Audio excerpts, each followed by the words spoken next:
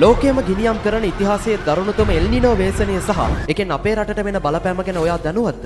ලෝක ඉතිහාසයේ දරුණුම එල්නිනෝ වේසනයට සූදානම් වෙන්න කියලා ලෝක කාලගුණ විද්‍යා සංවිධානය නිල වශයෙන් අනතුරු හංගවලා තියෙනවා. එල්නිනෝ තත්ත්වයක් කියන්නේ පැසිෆික් සාගරයේ මතුපිට ජලයේ උෂ්ණත්වය සාමාන්‍ය ප්‍රමාණයට වඩා ඉහළ යමින් ලෝපුරා කාලගුණ රටා වෙනස් කරන භයානක සංසිද්ධියක්. මේ නිසා පෘථිවියේ නැගෙනහිරින් හමන වායු ධාරාවන් උණුසුම් ජල රැලි ආසියාව දිහාවට තල්ලු කරනවා. ජාත්‍යන්තර කාලගුණ විද්‍යා වාර්තාවලට අනුව මේ වසරේ ජූනි සහ අගෝස්තු අතර කාලෙදී එල්නිනෝ තත්ත්වයක් ඇති වෙන්න පුළුවන්. ශ්‍රී ලංකා කාලගුණ විද්‍යා දෙපාර්තමේන්තුවට අනුව මේ වසරේ ජූලි සහ අගෝස්තු අතරදී ලංකාවටත් එල්නිනෝව බලපාන්න පුළුවන්. 2026 දෙසැම්බර් ඉඳන් 2027 ජනවාරි පෙබරවාරි වෙද්දී මේ තත්ත්වය ඉතාමත් ඉහළ යන්න පුළුවන්. මේ නිසා ජූලි සහ අගෝස්තු අතරදී ලංකාවට දැඩි නියගයක් ඇති වෙවි. මේක මාස 9ක් 10ක් 11ක් පමණ තියෙවි. ඒ කියන්නේ ඉල්ලුමට අවශ්‍ය ජල සැපයීම නැති වෙනවා. මේක කෘෂිකර්මාන්තයට තදින්ම බලපානවා. මොකද ඉරාන යුද්ධය නිසා දැනටවත් ලංකාව තදින්ම වේදනාව විඳිනවා. ගොවීන්ට පෝර ප්‍රශ්න, අනිත් කතාව තමයි ඉන්ධන අර්බුදය. මේකෙන් එක දෙගුණ වේවි. මේ ගැටලුව විදුලියටත් තදින්ම බලපාවි. කාලගුණ විද්‍යා දෙපාර්තමේන්තුව කියන විදිහට නොවැම්බර් ඉඳන් 2027 ජනවාරි වෙද්දී මේ තත්ත්වය තීව්‍ර තැනකට යාවි.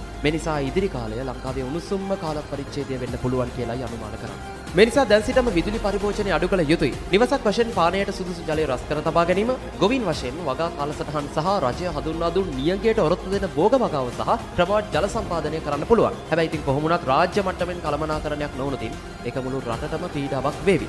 දැන් ඔයාලට තේරෙනවා ඇති එල්නිනෝවට මුහුණ දෙන්න අපි ලෑස්ති වෙන්න ඕනි. ලෑස්ති වෙන්නත් හැමෝම මේ ගැන දැනගන්න ඕනි. ඉතින් ඒ නිසා මේ වීඩියෝ එක අනිවාර්යයෙන්ම ෂෙයා කරලා හැමෝම දැනුවත් කරමු. මේ වේසනය කොහොමද අපි කළමනාකරණය කරගන්නේ? ඔයාගේ අදහස් අනිවාර්යෙන් පහලින් කමෙන්ට් කරන්න. ඒක අපි හැමෝටම ගොඩක් වටිනවා. එහෙනම් පේජ් එක ෆලෝ කරන්න. මේ වේසනයට අනිවාර්යෙන් අපි මුහුණ දෙමු.